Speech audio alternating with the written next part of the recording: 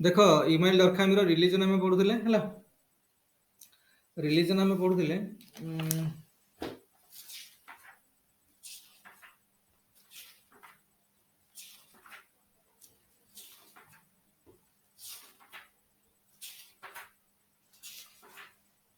Religion आम पढ़ुले ना देख आम स्टार्टिंग सोशियोलॉजी सोशियोलॉजिकल थिंकर्स रे आम प्रथम सारे किए से कार्ल मार्क्स को कार्ल मार्क्स होउछन्ती कॉन्फ्लिक्ट पर्सपेक्टिव रो सोशियोलॉजिस्ट है तापर आम आसिले इमाइल डरखाइम को जी होउछन्ती कि कोन फंक्शनल पर्सपेक्टिव रो सोशियोलॉजिस्ट और जंगर अप्रोच टा होछि कोन पॉजिटिविज्म रो अप्रोच था तेणु ताकर जहाँ भी आम पढ़िले से कहले सब गुड़ाक सब्जेक्ट मैटर सोशियोलॉजी होछि सब सोशल फैक्ट तो सोशल फैक्ट कौन which is something outside the individual and internal to the external to individual internal to the society कहबार माने हैला जे सोसाइटी को फंक्शनल हबार अछि तेणु सोसाइटी अनुसार ही सब जिन चलो सोसाइटी जो गोटे अच्छी कौन कलेक्टिव बा कनसाइंस कलेक्टिव अच्छी है जोटा कहते कनसाइंस कलेक्टिव ओडिया कौन कि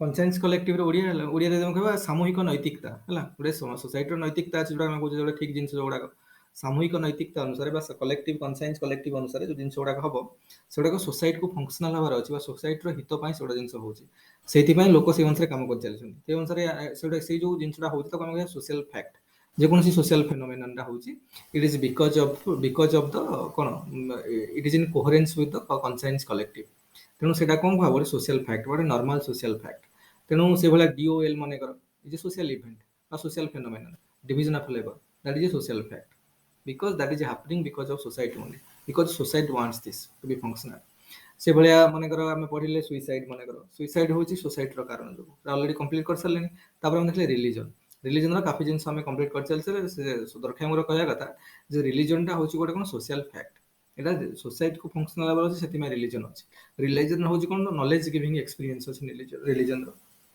निजर आमको शिक्षा मिलूँ विभिन्न प्रकार तो से आम जो विभिन्न प्रकार रिचुअल्स मध्यम हो विभिन्न रिलीजियस प्रैक्टिसेस आम जो परफॉर्म करुँचा कहीं हूँ बिकज से गुड़ाक हवा द्वारा सोशल सॉलिडारिटी बढ़ुँ सोशल कोहेशन बढ़ुँ सोशल जो कौन इंटरेक्शन काफी बढ़ुँ जो कलेक्टिव कनसाइंस को कौन स्ट्रेंथनिंग करूँ से गोटा हूँ है तेणु विभिन्न आम पढ़ले विभिन्न थ्योरी रिलीजन आम पढ़ी इवोल्यूशनरी थ्योरी है कौन मॉडर्निस्ट थ्योरी है मार्क्सिस्ट थ्योरी पढ़ले लिबराल थ्योरी आम पढ़ले कौन जोटा सिंबॉलिक थ्योरी आम पढ़ले है तो विभिन्न प्रकार थ्योरी डिस्कशन कर सारा दरखाइम दरखाइम कहया कथा रिलीजन जमी मार्क्स कहते माने मार्क्सिस्ट थ्योरी अनुसार मार्क्स कौन कहले रिलीजन गोटे इल्यूजन से कहते religion is a kind of opium for the masses it's creating false कौन hope in among the people ये टाइप से कहते जो कॉन्फ्लिक्ट पर्सपेक्टिव कहबार स्टाइल टा भी भाया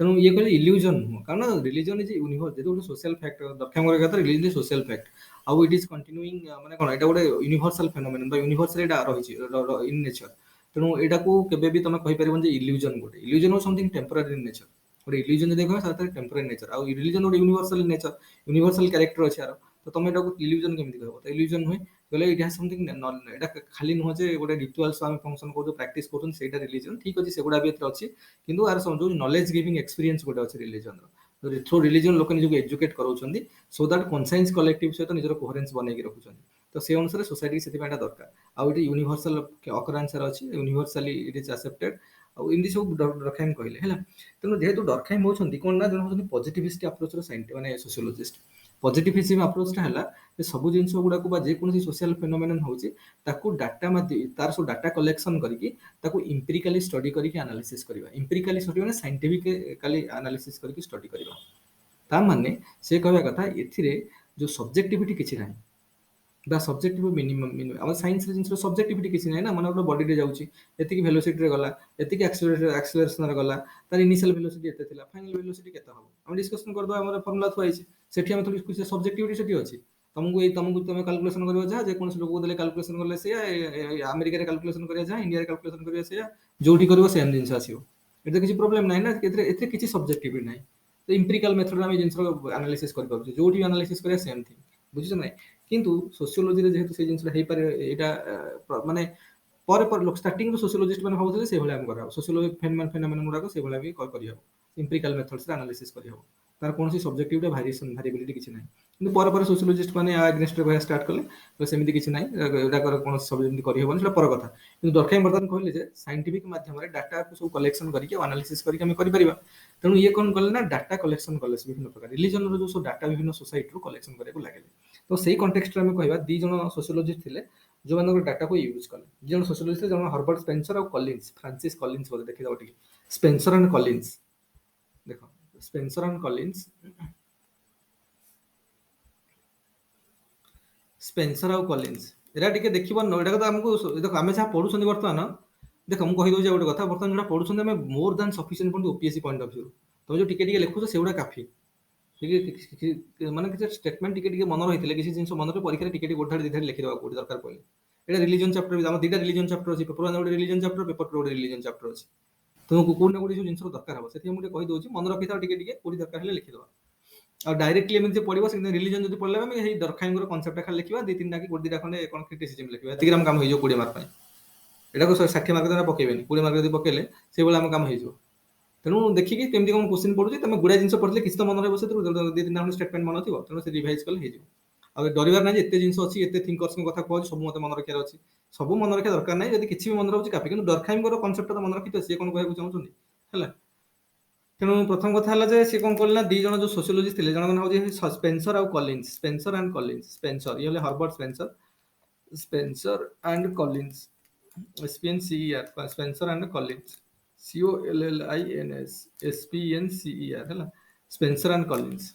ଏମାନେ କଣ କଲେ ନା ଅଷ୍ଟ୍ରେଲିଆରେ ଗୋଟେ ଜାତି, ଗୋଟେ ଟ୍ରାଇବ ଅଛି, ଗୋଟେ ଆବରିଜିନାଲ ଟ୍ରାଇବ, ଅଷ୍ଟ୍ରେଲିଆରେ ଗୋଟେ ଆବରିଜିନାଲ ଟ୍ରାଇବ ଅଛି,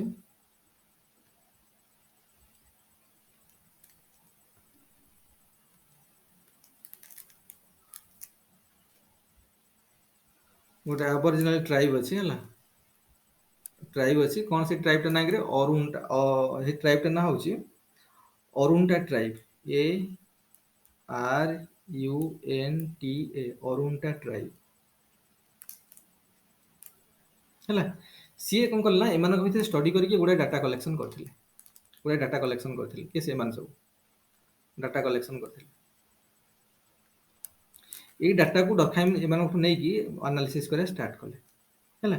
ଆନାଲିସିସ୍ କରିକି ଷ୍ଟାର୍ଟ କରିକି ସେ ଯାହା ତାଙ୍କର ଯୋଉ ଆସିଲା, ଦେଖ ଆନାଲିସିସ୍ କଲା ପରେ ତାଙ୍କୁ ସେ ଫାଇଣ୍ଡ ଆଉଟ୍ କଲେ ଯେ ଆକ୍ଚୁଆଲି ଏଇ ସବୁ ଟ୍ରାଇବରେ ଅରୁଣ୍ଟା ଟ୍ରାଇବ, ଅଷ୍ଟ୍ରେଲିଆନ ଟ୍ରାଇବ, ଗୋଟେ ଆବରିଜିନାଲ ଟ୍ରାଇବ ତାଙ୍କର ସେଇଟା, ମାନେ ଆବରିଜିନାଲ ମାନେ ସେ ମାନେ କଣ ସେଇ ଅରିଜିନାଲ ଲୋକ ସେଇଠିକାର, ଅରିଜିନାଲ ବାସିନ୍ଦା ସେମାନଙ୍କର, ଟ୍ରାଇବାଲ ଲୋକ ସେ ଏରିଆର। ତ ସେମାନେ ଯୋଉ ଡାଟା କଲେକ୍ସନ କଲେ, ହଁ ଇଣ୍ଡିଜେନସ୍, ଇଣ୍ଡିଜେନସ୍ କହିବା। ତ ଯୋଉ ଡାଟା କଲେକ୍ସନ ହେଲା ତାକୁ ଆନାଲିସିସ୍ କରିକି ଏମାନେ ଆକ୍ଚୁଆଲି ଡାଟା କଲେକ୍ସନ କରିଥିଲେ, କି ସେ ସ୍ପେନ୍ସର ଆଉ କଲିନ୍ସ, ହର୍ବର୍ଟ ସ୍ପେନ୍ସର ଆଉ ଫ୍ରାନ୍ସିସ୍ କଲିନ୍ସ, ଏମାନେ ଆକ୍ଚୁଆଲି କରିଥିଲେ। କିନ୍ତୁ ଏଇଟାକୁ ନେଇକି ଡରଖାଇମ୍, କାରଣ ଡରଖାଇମ୍ ବହୁତ ପଜିଟିଭିଷ୍ଟ ଆପ୍ରୋଚର ବା ପଜିଟିଭିଜିମ୍ ଆପ୍ରୋଚର ସୋସିଓଲୋଜିଷ୍ଟ, ତାଙ୍କ କଥା ହେଲେ ସବୁ ଜିନିଷକୁ ଡାଟାକୁ ନେଇକି କଣ ସାଇଣ୍ଟିଫିକାଲି ଆନାଲିସିସ୍ କରିବେ, ଇଏ ଆନାଲିସିସ୍ କରିବା ଷ୍ଟାର୍ଟ କଲେ। ଆନାଲିସିସ୍ ଜଣେଇବାକୁ ତାଙ୍କୁ ମିଳିଲା ଯେ ଏଇ ଯୋଉ ଟ୍ରାଇବରେ ଟୋଟେମର ପୂଜା ହଉଛି, ଟୋଟେମ ହେଲା, ମାନେ ଟୋଟେମିଜିମ୍ ସେଟାକୁ ସେମାନେ କହିଲେ, ଟୋଟେମର ପୂଜା ସେମାନେ କରୁଛନ୍ତି ହେଲା। ଏଇ ଯୋଉ ଡାଟାରୁ ଜାଣିବାକୁ ପାଇଲେ ଯେ ଏଠି ଚାଲିଛି କଣ ଟୋଟେମିଜିମ୍। ଟୋଟେମିଜିମ୍ କଣ? ଟୋଟେମିଜିମ୍ ହଉଛି ଓରସିପିଂ ଅଫ ଟୋଟେମ,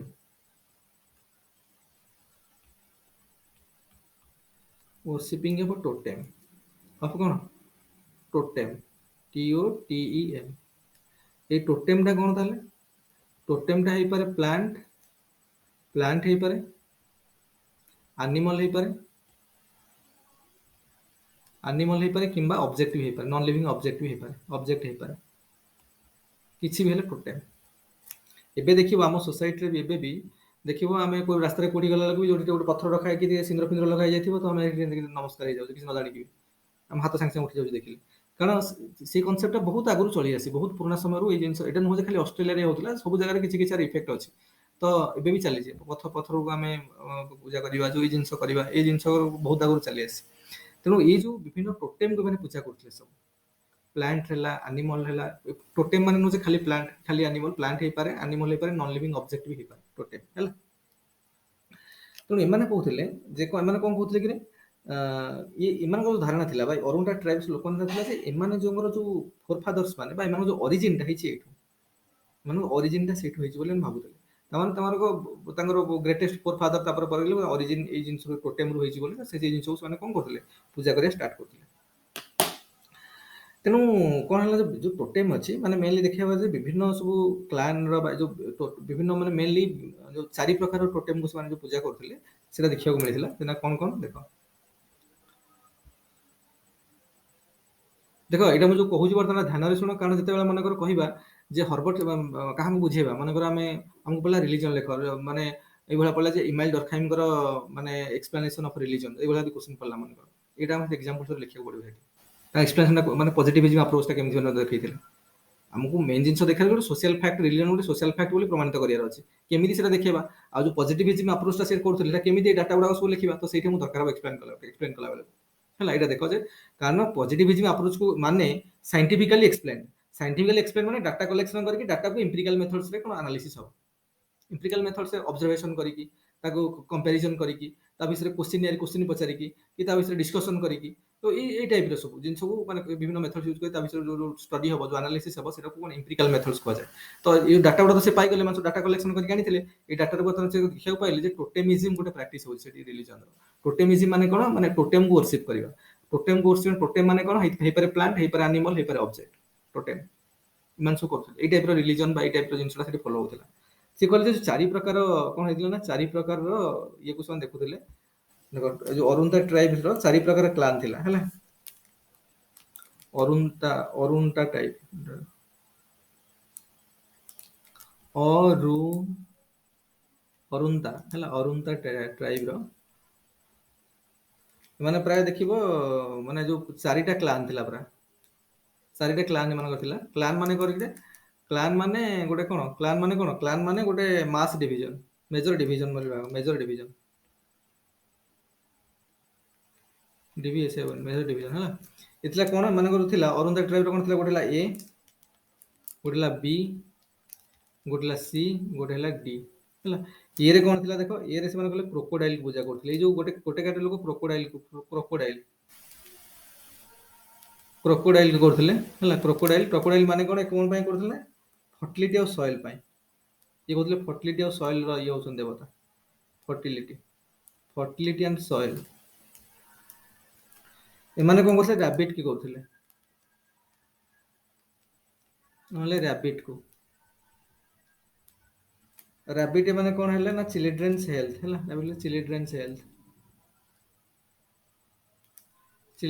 ହେଲ୍ଥ। ସି ର କଣ କରୁଥିଲେ ନା ଏମାନେ କହିଲେ ସ୍ନେକ କୁ ହେଲା। ସ୍ନେକ୍ ହେଲା ମାନେ କଣ, ୱିନିଂ ଏ ୱାର। ଏମାନେ ଡି ବାଲା କାହାକୁ ପୂଜା କରୁଥିଲେ, ଏମାନେ ଗୋଟେ କାଟାଗୋରୀ ଲିଜାର୍ଡ କୁ ପୂଜା କରୁଥିଲେ। ଲିଜାର୍ଡ ଏମାନଙ୍କ ପାଇଁ ଟୋଟେମ। ତ ଇଏ କଣ ନା କ୍ଲାଇମେଟ ପାଇଁ। ତେଣୁ ଏଇ ସବୁ ଗୁଡାକ ଦେଖିବ, ଏଇ ଯୋଉ ଜିନିଷରୁ ତାଙ୍କୁ ଯେତେ ସବୁ ଜିନିଷ ଆମେ ଏଇଗୁଡାକ ନା ତାକୁ ଗୋଟେ ଲାଇନ ଯଦି କହିବା, ଏଥିରୁ ଲୋକଙ୍କୁ କଣ ମିଳୁଥିଲା, something called knowledge giving experience. Knowledge giving experience.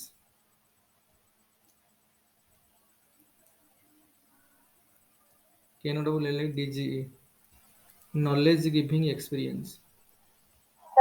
ହଁ କଣ, knowledge giving experience, knowledge giving snake winning a war.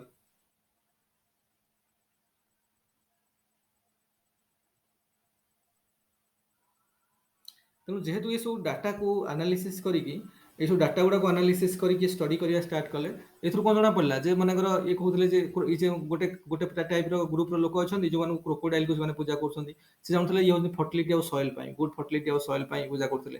ତ ତାଙ୍କ ପାଇଁ ଟୋଟେମ କିଏ, କ୍ରୋକୋଡାଇଲ କି ରାବିଟ କି ପୂଜା କରୁଥିଲା। ତ ରାବିଟ ଟା ଟୋଟେମ ଜଣକ ଚିଲଡ୍ରେନ ମାନଙ୍କ ହେଲ୍ଥ ପାଇଁ, କି ସ୍ନେକ କୁ ଗୋଟେ ୱାର ଜିତିବା ପାଇଁ ସ୍ନେକ କୁ ପୂଜା କରୁଥିଲେ। ଲିଜାର୍ଡ ପୂଜା କରୁଥିଲେ କ୍ଲାଇମେଟ ପାଇଁ। ତ ଏଗୁଡା କ୍ରୋକୋଡାଇଲ ହେଲା, ରାବିଟ ହେଲା, ସ୍ନେକ ହେଲା, ଲିଜାର୍ଡ ଗୋଟେ ଟୋଟେମ ସବୁ ହେଲା। ତ ଏମାନେ ସବୁ କଣ ନା ଏଗୁଡାକ ସେ ଜାଣିଲେ ଯେ ଏଇ ସବୁ ଜିନିଷଟା ଜାଣିବା ଦ୍ୱାରା ତାଙ୍କର ଗୋଟେ ଏକ୍ସପିରିଏନ୍ସ ଆସୁଥିଲା। ଏଇ ଯୋଉ ପ୍ରକାର ସେଟ ଅଫ ବିଲିଫ ଟା ସେମାନଙ୍କର, it is providing them what, some kind of knowledge. ତେଣୁ ଏହାର ନଲେଜ ଗିଭିଂ ଏକ୍ସପିରିଏନ୍ସ ଅଛି। ତେଣୁ ସେ କହୁଥିଲେ ନଲେଜଟା ରିଲିଜନ ହଉଛି ସମଥିଙ୍ଗ ଲାଇକ କଣ, ସମଥିଙ୍ଗ ହାଭିଂ କଣ, some kind of knowledge giving experience. ବୁଝିହଉଛି ନା। ତ ଅରୁନ୍ଧା ଟ୍ରାଇବ ବିଷୟରେ ଲୋକମାନଙ୍କୁ ଏଇଟା ଷ୍ଟଡି କଲା ପରେ ଫ୍ୟାକ୍ଟ ଜଣା ପଡିଲା। ସେଥିପାଇଁ ସେ କଣ କହୁଥିଲେ, ତାଙ୍କର ଯୋଉ ଡରଖାଇମଙ୍କର ଯୋଉ କହିବାର ଥିଲା ଯେ ରିଲିଜନ ହଉଛି କଣ ନା ଗୋଟେ ସୋସିଆଲ ଫ୍ୟାକ୍ଟ। ରିଲିଜନ ହଉଛି କଣ ନା ତାକୁ ଆମେ ଇମ୍ପିରିକାଲ ମେଥଡ୍ସ ୟୁଜ କରିକି ପଜିଟିଭିଜମ ଆପ୍ରୋଚରେ ତାକୁ ଆମେ ଆନାଲିସିସ୍ କରିପାରିବା। ଆଉ ରିଲିଜନ କଣ, it is having some knowledge giving experience. ତ it is something which is outside the individual and inside to the society. ଆଉ ସୋସାଇଟିର କଲେକ୍ଟିଭ କନସାଇନ୍ସ ପାଇଁ ଜିନିଷର ବହୁତ ଆବଶ୍ୟକତା ଅଛି। ସୋସାଇଟି ସେଥିପାଇଁ ସୋସାଇଟିକୁ ଷ୍ଟେବୁଲ ହବାର ଅଛି, ସୋସାଇଟିକୁ ଫଙ୍କସନାଲ ହବାର ଅଛି। ତେଣୁ ଏଇସବୁ ଜିନିଷ ଗୁଡାକ ସବୁ ଚାଲିଛି ସେଥିପାଇଁ। ତେଣୁ ଏଗୁଡ଼ା ସେ ତାଙ୍କର ଏଇ ମାଧ୍ୟମରେ ସେ ଏକ୍ସପ୍ଲେନ କରୁଥିଲା। ଯେହେତୁ ଡାଟାକୁ ଏସବୁ ଡାଟା ଗୁଡ଼ା କଲେକ୍ସନ କରିକି ଆନାଲିସିସ୍ କଲେ, ତାଙ୍କ ଯୋଉ ଚିନ୍ତାଧାରା ସେ ଯାହା କହୁଥିଲେ ସେ ଅନୁସାରେ ଠିକ ହେଲା। ତ ବା ସେଇ ଜିନିଷକୁ ସେ ସେଇଠୁ ଡିରାଇଭ୍ କରିକି କହିବା ଷ୍ଟାର୍ଟ କଲେ। ତା ମାନେ କହିବାର ଅର୍ଥ ହେଲା ଆଉ ଗୋଟେ ଟୋଟେମର କଣ ଫଙ୍କସନ ହେଲା, ଯେ ଟୋଟେମର ମନେକର ଆମେ ଗୋଟେ ଟୋଟେମକୁ ପୂଜା କରୁଛେ, ମନେକର ଆମେ ଲିଜାର୍ଡକୁ ପୂଜା କରୁଛେ, ତ ଆମେ ଗୋଟେ କ୍ଲାନ୍ ହେଇଗଲେ। ତ ଆମ ପର୍ଟିକୁଲାର କ୍ଲାନ୍ ଯିଏ ହେଲା, ଆମର ଯିଏ ମନେକର ଆଉ ଜଣେ ସ୍ନେକକୁ ପୂଜା କରୁଛି, ସେ ଆଉ ଗୋଟେ କ୍ଲାନ୍ ହେଇଗଲା। ତ ସେ କ୍ଲାନ୍ର ବର୍ତ୍ତମାନ ସେମାନେ ହେଲା ଆମ ପାଇଁ ଆଉଟସାଇଡର। ତା ମାନେ ଆମକୁ ଗୋଟେ ଆଇଡେଣ୍ଟିଟି ଦେଲା, ଆମକୁ ମାନେ ସେ ଟ୍ରାଇବାଲ ଲୋକମାନଙ୍କୁ ଯୋଉମାନେ ଏଇ ଟୋଟେମକୁ ପୂଜା କରୁଥିଲେ। ତ ପର୍ଟିକୁଲାର ଟୋଟେମକୁ ଯୋଉମାନେ ପୂଜା କରୁଛନ୍ତି, ସେ ଗୋଟେ ପର୍ଟିକୁଲାର କ୍ଲାନକୁ କନଷ୍ଟିଟ୍ୟୁଟ କଲେ। ତେଣୁ ସେ ତାଙ୍କର କୋଉମାନେ ତାଙ୍କ କ୍ଲାନର, ସେମାନେ ଗୋଟେ ସେଲ୍ଫ ଆଇଡେଣ୍ଟିଟି ଆସିଲା। ଆଉ ଯିଏ ତାଙ୍କର ନୁହଁ କି ଅଲଗା ଟୋଟେମକୁ ଯୋଉମାନେ ପୂଜା କରୁଛନ୍ତି, ଯେ ତାଙ୍କର କଣ ହେଲା ଅଲଗା କ୍ଲାନର ସେମାନେ ହେଇଗଲେ, ତ ସେମାନେ ହେଇଗଲେ ଆଉଟସାଇଡର ଏମାନଙ୍କ ପାଇଁ। ବୁଝୁଛ ନା ନାଇଁ? ତେଣୁ ତାଙ୍କୁ ଇନସାଇଡର ଆଉଟସାଇଡର ଡିଷ୍ଟିଂସନ କିଏ ଦେଲା? ଟୋଟେମ ଦେଲା। ଆଉ ଗୋଟେ କଥା କଣ ହେଲା ନା ଆଉ ଗୋଟେ ହେଲା ଟୋଟେମ ହେଇଗଲା ଗୋଟେ living symbol of what? Society ବା କିନସିପର, ଆଉ ସେମାନଙ୍କର ଯୋଉ ଆଇଡେଣ୍ଟିଟିର ଗ୍ରୁପିଂର ଗୋଟେ ଆଇଡେଣ୍ଟିଟି ହେଇଗଲା ଟୋଟେମ। ବୁଝିହେଲା? ତାପରେ ଏଇ ଟୋଟେମ ମାନେ ତାପରେ ଯୋଉମାନେ କଣ କଲେ, ଯୋଉ ପର୍ଟିକୁଲାର କ୍ଲାନର ଲୋକମାନେ ଯୋଉ ଟୋଟେମକୁ ପୂଜା, ମାନେ ଜଣେ ଲିଜାର୍ଡକୁ ପୂଜା କରୁଛନ୍ତି, ତ ଲିଜାର୍ଡକୁ ସେ କଣ କଲେ ନା ତାଙ୍କୁ ଲିଜାର୍ଡର ଟାଟୁ କଲେ। ଏବେ ଦେଖିବ ପ୍ରାୟ ବହୁତ ଯୋଉ ବୁଦ୍ଧିଜିମର ଲୋକମାନେ ସବୁ ଟାଟୁ କରନ୍ତି, ମାନେ କରିଥିବେ ସବୁ ଦେଖିବ ହାତରେ ଏଇ ଇଏରେ ଆର୍ମରେ କିନା କରିଥିବେ ସବୁ। ବିଭିନ୍ନ ଟାଟୁ ଲୋକମାନେ ସବୁ କରନ୍ତି। ସେଟା ହବା ଦ୍ୱାରା କଣ, ସେ ପର୍ଟିକୁଲାର କିଏ ଲିଜାର୍ଡର କଲାଣି, ତ କିଏ ସ୍ନେକର କଲାଣି, କିଏ ରାବିଟର କଲାଣି, କିଏ କ୍ରୋକୋଡାଇଲର କଲାଣି, ନିଜ ନିଜର ଟୋଟେମକୁ ସେ ଟାଟୁ ମାଧ୍ୟମରେ କରୁଥିଲେ। ଇଭିନ ବି ତାଙ୍କର ଧାରଣା ଥିଲା ଯେ ଇଭିଲ ସ୍ପିରିଟରୁ ରକ୍ଷା ପାଇଁ ହେଲେ ଯେ ହାଉସରେ, ଘର ଆଗରେ ବି ସେ ଟୋଟେମର ଛବି କରୁଥିଲେ। ଯେ ତାଙ୍କର ଧାରଣା ଥିଲା ଯେ ଇଭିଲ ସ୍ପିରିଟ କିଛି ଭିତରକୁ ଆସିବନି ହେଲା। ତେଣୁ totem was sacred for them. Sacred ଆଉ ପ୍ରୋଫାଇନ କଥା ଆମେ ଆଲୋଚନା କରୁଥିଲେ। ତ totem now is sacred for them. କାରଣ ଏଇଟା ଗୋଟେ ତାଙ୍କ ଯୋଉ କଲେକ୍ଟିଭ କନସିୟସନେସ୍ ବା କଲେକ୍ଟିଭ କନସାଇନ୍ସକୁ ଏଇଟାକୁ ମ୍ୟାଚ୍ କଲା, ବା କଲେକ୍ଟିଭ କନସାଇନ୍ସ ମୋମେଣ୍ଟମ୍ ଦେଲା। ତାଙ୍କ ଭିତରେ ଗୋଟେ ସଲିଡାରିଟି ଆସିଲା ଏ ଟୋଟେମ ପାଇଁ। ଆମେ ଲିଜାର୍ଡ ଟୋଟେମ ଆମ ଲିଜାର୍ଡ ଆମ ଗ୍ରୁପରେ ଲିଜାର୍ଡକୁ ଟୋଟେମ ମାନି ନେଇଛେ, ତ ଆମେ କଣ ରିସିଭ୍ କରୁଛେ, ତ ଆମେ ଗୋଟେ କନଷ୍ଟିଟ୍ୟୁଟ କଲେ ଗୋଟେ କ୍ଲାନ୍, ତାମାନେ ଆମର ଗୋଟେ ଗ୍ରୁପିଂ ହେଲା। ଆମ ଭିତରେ ଗୋଟେ ଆଇଡେଣ୍ଟିଟି ଆସିଲା, ଆମ ଭିତରେ ଗୋଟେ ସଲିଡାରିଟି ଆସିଲା, ଆମର ସୋସିଆଲ କୋହେସନ ଷ୍ଟ୍ରଙ୍ଗ ହେଲା ବିକଜ ଅଫ ଟୋଟେମ। ତାମାନେ ଆମ ସୋସାଇଟିର କଲେକ୍ଟିଭ କନସାଇନ୍ସକୁ ମୋମେଣ୍ଟମ୍ ମିଳିଲା ବର୍ତ୍ତମାନ।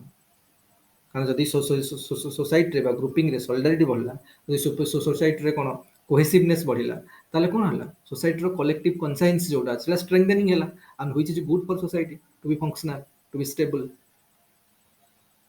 ତ ଇଟ୍ ଇଜ ସୋସିଆଲ ଫ୍ୟାକ୍ଟ।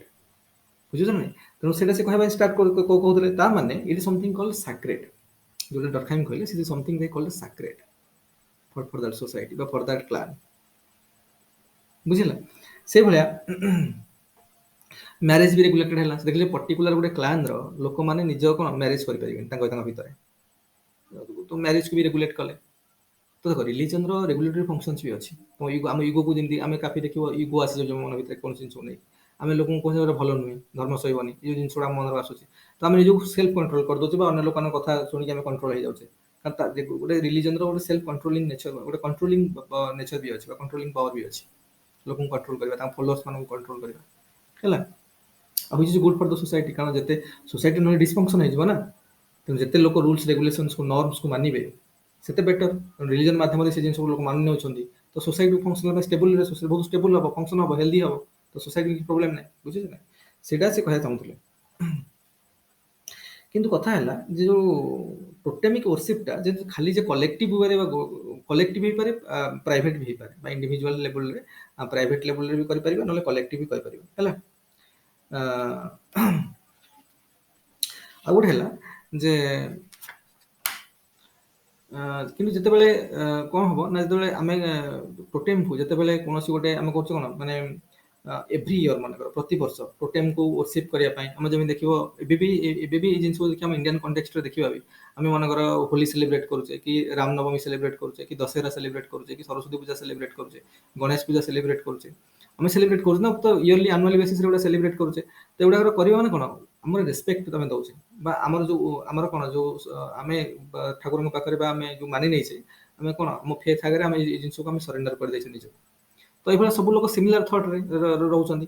ତ ଏଇଟା ହବା ଦ୍ୱାରା କଣ ହଉଛି ନା ଗୋଟେ ସୋସାଇଟିରେ ଗୋଟେ କଲେକ୍ଟିଭ କନସାଇନ୍ସଟାକୁ ଷ୍ଟ୍ରେନ୍ଥେନିଂ କରୁଛି, ମାନେ କଲେକ୍ଟିଭନେସ୍ ଟା ବଢୁଛି, ସୋସିଆଲ କୋହେସନ ବଢୁଛି। ମନେକର ଜଗନ୍ନାଥ ମନ୍ଦିର ଆମ ପାଇଁ ଆମେ ସମସ୍ତେ ଯାଉଛେ, ତ ସେତେ ହିନ୍ଦୁ ଲୋକ ଆମ ଓଡିଶା ଲୋକ, ଓଡିଶାରେ ତ ଯିଏ କହିଲା ମାନେ ଆମେ ବି ବାହାରକୁ ଓଡିଶା ଲୋକ ଲେଖେ ଆମେ ଜଗନ୍ନାଥ ମନ୍ଦିର ଆମ ପାଇଁ ଗୋଟେ ସିମ୍ବଲ ଅଫ କଣ କୋହେସନ, ଗୋଟେ ସିମ୍ବଲ ଅଫ ୟୁନିଟି, ଗୋଟେ ସିମ୍ବଲ ଅଫ କଣ ସଲିଡାରିଟି ଆମମାନଙ୍କ ପାଇଁ, ଓଡିଆ ମାନଙ୍କ ପାଇଁ, ଓଡିଆ ଜାତି ପାଇଁ। ତ ଜଗନ୍ନାଥ ମନ୍ଦିର ଯୋଉ ରିଲିଜନ ଏଷ୍ଟାବ୍ଲିଶମେଣ୍ଟଟା is a collective conscience for us now, is a social fact ଦରକାର ଭାଷାରେ ବୁଝିଲ ନା। ତ ସେ କଲେକ୍ଟିଭନେସ୍ ଟା ବି ବଢୁଛି, ଯୋଉ ଟୋଟେମିକ ରିଚୁଆଲ୍ସ ଆମେ ଫଙ୍କସନ କରୁଛେ, ସେଲିବ୍ରେଟ କରୁଛେ ବିଭିନ୍ନ ଫେଷ୍ଟିଭାଲ ଟୋଟେମକୁ worship କରିବା ପାଇଁ ବା ଯୋଉ ଜିନିଷ କରୁଛେ so ଆମ କଲେକ୍ଟିଭନେସ୍ ଟାକୁ ବଢଉଛି, ସଲିଡାରିଟି ଟାକୁ ବଢଉଛି ହେଲା। ତ ସେଇଟା ସେଥିପାଇଁ ଆମେ କହିପାରିବା ଯେ କଲେକ୍ଟିଭ କନସାଇନ୍ସ ଅର ସୋସିଆଲ ଫ୍ୟାକ୍ଟ ହେଲା। ତାପରେ ଆଉ ଗୋଟେ କଣ ହେଲା ନା ଏଇଟା ହବା ଦ୍ୱାରା ମାନେ ଯେମିତି ଆମର କୌଣସି ମାନଙ୍କର ଦଶହରା କୌଣସି ମାନଙ୍କର ଟୋଟେମକୁ ନେଇକି ସେମାନେ ଫଙ୍କସନ କଲେ ହେଲା, ତ ତା ଭିତରେ କିଛି ଡ୍ୟାନ୍ସ କଲେ, କିଛି ରିଚୁଆଲ୍ସ ଫଙ୍କସନ କଲେ, ତ ସବୁ ଲୋକ ଏକାଠି ହଉଛନ୍ତି ମାନେ ଟୁଗେଦରନେସ୍ ବଢିଲା। ସବୁ ଲୋକ ଏକ ମନେ ଏକ ପ୍ରାଣରେ ପୂଜା କଲେ। ତାଙ୍କ ଭିତରେ କଣ ବାକି ଯୋଉ ତାଙ୍କ ଭିତରେ ସର୍ଟ କମିଂସ୍ ଥିଲା ମନେକର କିଛିଟା ମନୋମାଳିନ୍ୟ ହେଇଥିଲା, ଯୋଉ କହୁଛି ନେଗେଟିଭ ସଲିଡାରିଟି, ତ ନେଗେଟିଭ ସଲିଡାରିଟି କନଭର୍ଟ ହେଇଗଲା ପଜିଟିଭ ସଲିଡାରିଟି, ଲୋକ ସବୁ ମତାନ୍ତର ବୁଝିକି ଏକ ହେଇଗଲେ ବର୍ତ୍ତମାନ। ତ ସଲିଡାରିଟି ବଢିଲା, କୋହେସିଭନେସ୍ ବଢିଲା, ସୋସିଆଲ ସଲିଡାରିଟି ବଢିଲା, ନେଗେଟିଭ ସଲିଡାରିଟି ମିନିମାଇଜ ହେଲା। ତ these are good for collective conscience and good for society ବୁଝିଲ। ସେଥିପାଇଁ ସେ କହିଲେ ସୋସିଆଲ ଫ୍ୟାକ୍ଟ ରିଲିଜନ କିଏ ସେ ଡରଖାଇମ୍ ହେଲା। ତାପରେ ଆଉ ଗୋଟେ ହେଲା କଣ ନା ଦେଖ ମନେକର